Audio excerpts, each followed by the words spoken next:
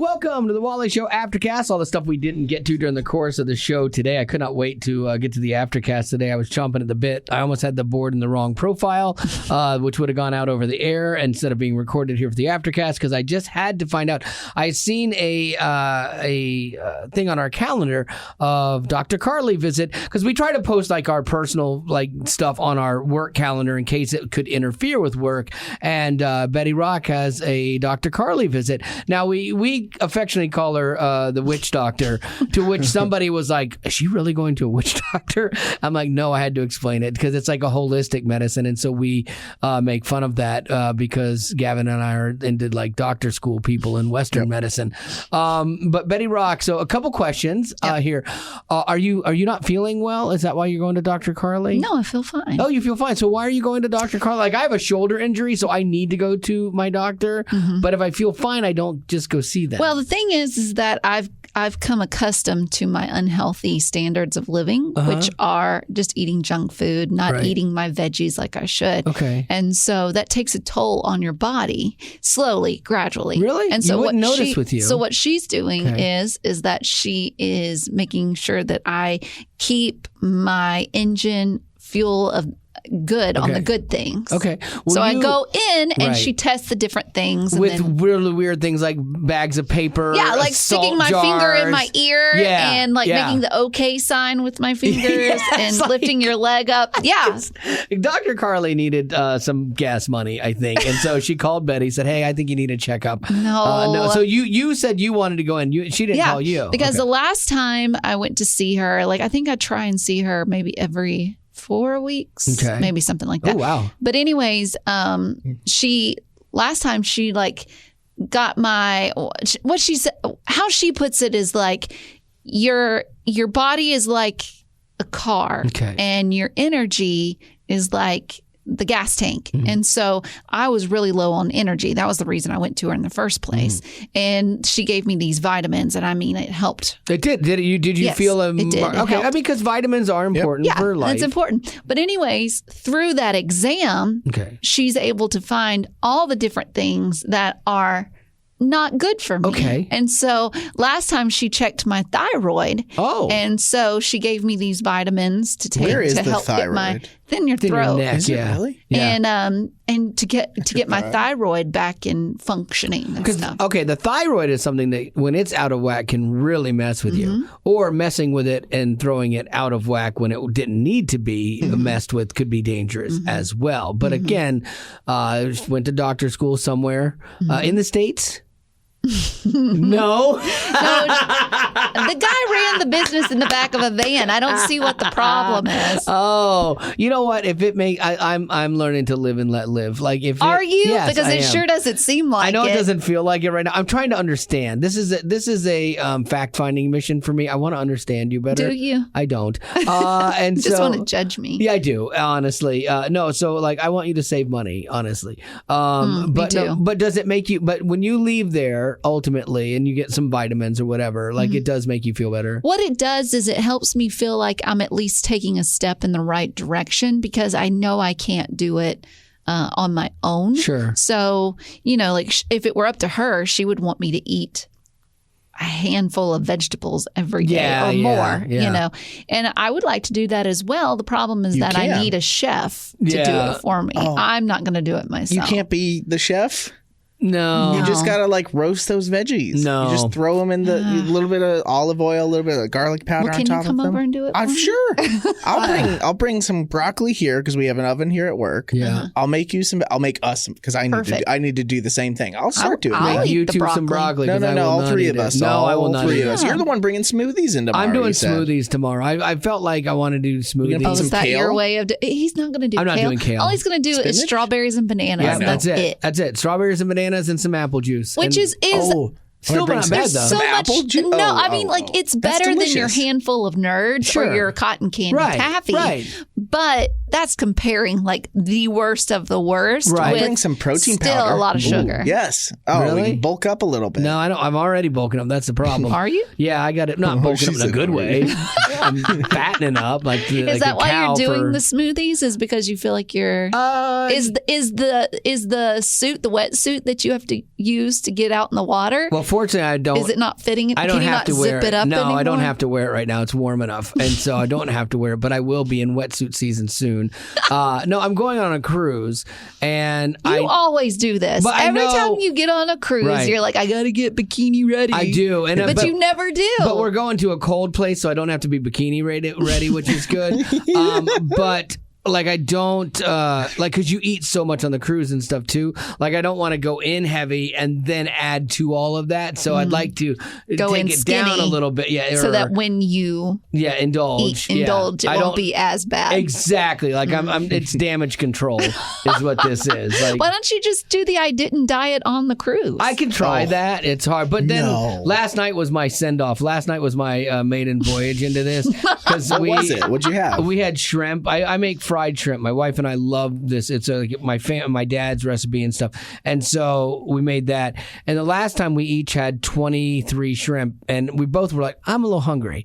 And we're like, yeah. So this time that was one full bag. And so I said, let's get another bag, cut it in half, and put that in there.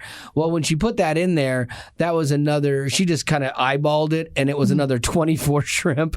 So that was another 12 shrimp each. And so at some point in time, we're both like, okay. Well, I was like, I'm still good. Like she was like, okay, I'm done. Because she was walking on that fence. She's like, I don't want to eat so much that I don't want to eat shrimp ever again. I'm like, I totally get that because she can be out on something like that. And so I was like, just stop whenever. But she ended up stopping at 33 and I had 34.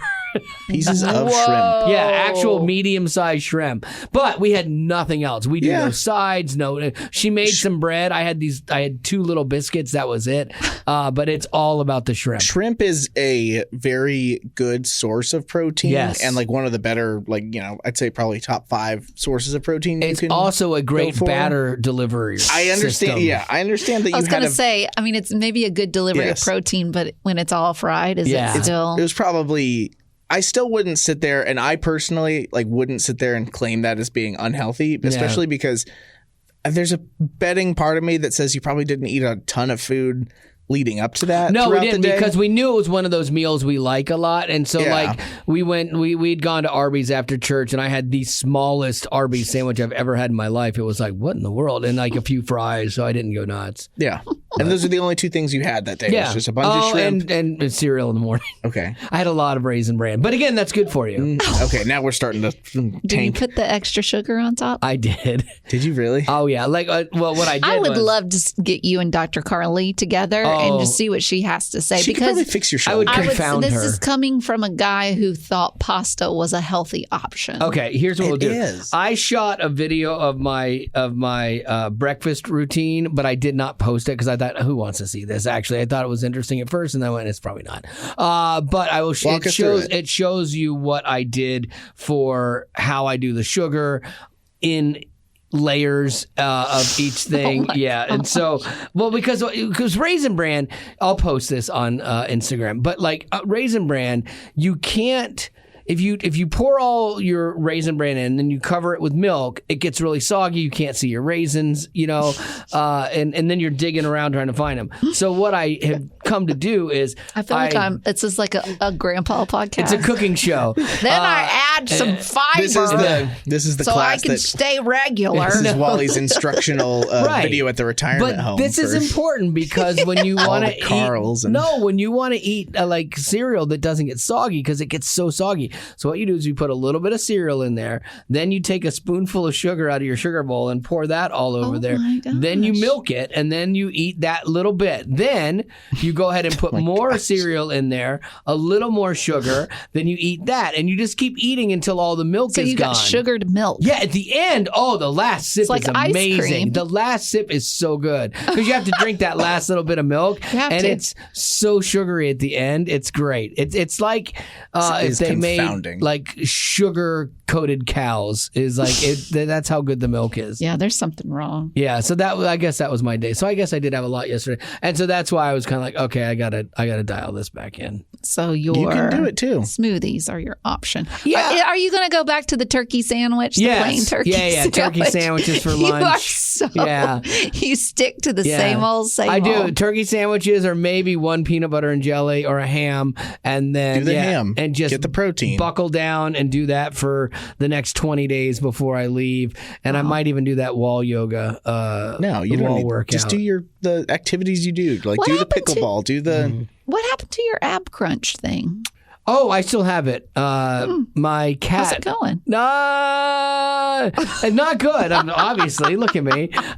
It was fun for a little bit. Why don't you do that? I need to. That's looked the same since I got here. My problem is that I will like start the thing and then I'll lose like 5 to 7 pounds, and I should stay in it and like go ahead and be like, good, I'm only 3 pounds off my goal weight, and then I'll have a weekend where we go out and then I undo it all, you know, and that's what I gotta like get ahead of it and stick to it. But like I also too like I need a routine for before I go to bed, like to do the ab thing and like some little workout or something like that. Like I need to do that in sequence so that I do it the same way every time. Is Marty gonna be doing this with you? I think I might be a single parent on this one. Like I'm not sure. Like she I told her, I said, can you get me the smoothie stuff? She's like, what? I'm like, yeah. I mean, because instead of having coffee and like all the junk stuff, maybe I'll have the smoothie and that'll fill me up and it'll probably be a good idea for a little bit. And so she's like, okay, you're going in. I'm like, yeah,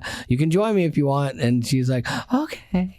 So just as a question, when you're looking at like the smoothie stuff, and the stuff that goes into the smoothie, and that's going to be healthier than a coffee or McDonald's or whatever. Per the like just the fact that it's fruit in your mind? Yeah. Okay. And apple juice or V8 juice, she said, like, but not the berry kind. I don't want like the tomato kind.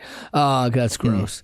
Like tomato drinks are disgusting. And so I will do that, and I know what's gonna happen. I know what's gonna happen. Tomorrow I will get ready to make a smoothie, and Betty will be like, hey y'all, I was thinking about doing Dunkin' my treat, and like she'll do it just to taunt me.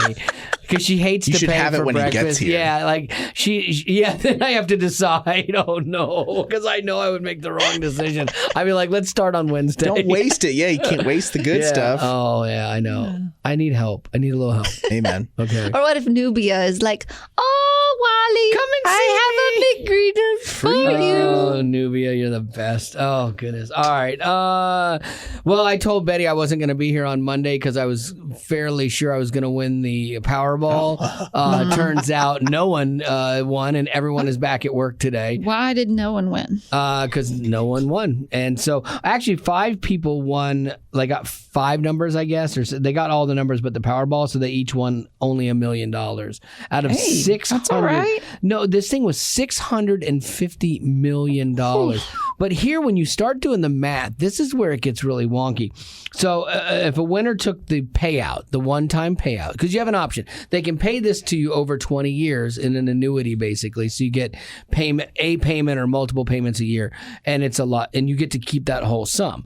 But if you go on, just give me the money now because I don't want to wait that long. I'll invest it, and I can make 5% interest on all this, and I'll make more money. But it cuts it down in half. It cuts it to $328 million. Right off the top, you lose almost half of that. That's just what the lottery charges you. Then the government will take half of that. Ugh. So you're looking at about $170 million out of almost $1 billion, out of getting close to over $500 million. Yeah. You're down to $170 million just because of greedy people, which is crazy. Now, tough. Can you live on $170 million for a couple years? Probably. I mean, if you just go into it telling yourself, I'm going to win this, but I know I'm only going to win $170 million. I feel like it's probably just our fault for like, I know they write those numbers down and they show you this high number, but it's our fault because we know they're going to do that. So is it our fault for being like getting overly excited for the $650 No, because million? it should not be. They should not cut it in half to give the one-time payout. I know, I get take a little hit, but to cut it in half and then cut it in half again because of the government is lunacy, man. Like, that's crazy to pay that much, to lose that much off $650 million. I mean, because I do think of like the good you could do with that too. Yeah. Good for yourself. For me. No, like, I mean, you think about it. Like, I mean, you could give $1 million to like 200 people. You know, like say you got the whole 650. You could go through and find $1 million to give to 200 people, 200 ministries, 200 charities, and make a ginormous difference, and still have $450 million to live off. Like I mean, you would never go through all that money. If anything, they should say, "Listen, this is going toward we're halving this." And it can either go to the government or it can go towards nonprofits that you want to support. A nonprofit. Does it just go into the next pot then? Does that half of that just reset to the next? It's basically the price for doing it. And I don't know if it's so weird. I don't think it goes to the next pot because the pot is all what's generated, and that's why it starts at 40 million. And maybe part of it does. I don't know. Do you see that playing the lottery, like buying a lottery ticket, do you see that as gambling? A lot of people do. Do you really? I would say so. Yeah. I mean, if you go spend $5 at the chance of winning money, sure, it's the same thing I do when I open FanDuel and try and predict who I think will win a game. Is it any different from buying a raffle ticket at your local school? No. And it really isn't. I mean, you're paying money for the chance to win something, but people definitely, especially the way I grew up, they vilified gambling, and they vilified the lottery. Like the lottery was like, and even when I got here, 16 years ago, like we'd talk about the lottery and people would go nuts. They'd call them like, "You're talking about gambling, you're sending children to hell." Oh, really? Oh, yeah, dude. Oh. Like you have no idea how conservative it was around here with people. But no, I don't see it like that. It's like anything.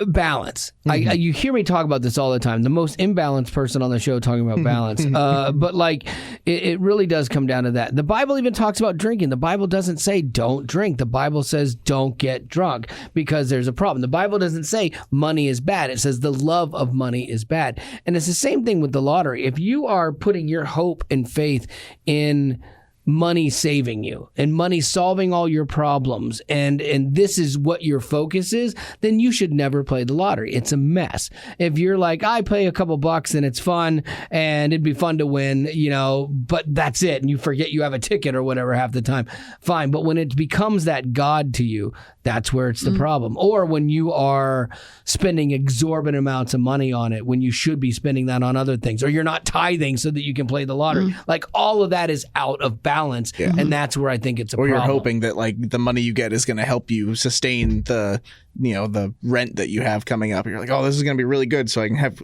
extra groceries instead of just ramen this week. Because your faith is in that money, and that's misplaced faith, and so that's where it is definitely a problem. So, Lady Rock, what do you got? The next time you're using emojis during text messages, be careful what you use, because just recently a judge said that a thumbs up emoji was legally binding. Oh, for like a contract? So here's what happened. A disagreement, it was between this farmer and a company that was trying to buy grain.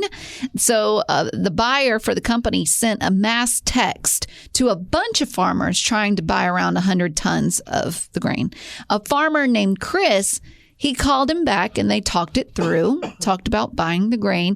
Then the buyer texted Chris a message to, quote, "Please confirm the contract." Oh. Okay. So then Chris sends a text back with a thumbs up emoji, but he claims he hadn't even read the contract yet. He was just trying to let the guy know he'd gotten his message. I got it. I will confirm it through legal channels. Right. Well, the company thought that his thumbs up emoji meant that he agreed to the contract. So when the grain didn't show up when it was supposed to, they took that farmer to court. Oh my gosh. And they sued him. What? And the judge called the thumbs up emoji a non-traditional and valid signature. So now Chris, the farmer, has to pay over $61,000 in damages plus interest. If you are that farmer, you have to be so irate right now. Like, you're like, I didn't even want the dad-blamed internet, but you're making me use it. I don't want it. And now a thumbs up. I'm going to give you a thumbs down. How about that? Think about all those times where you didn't know how to end a conversation. I know you've said, Wally, you just use an emoji to end the conversation. It stops it. Well, don't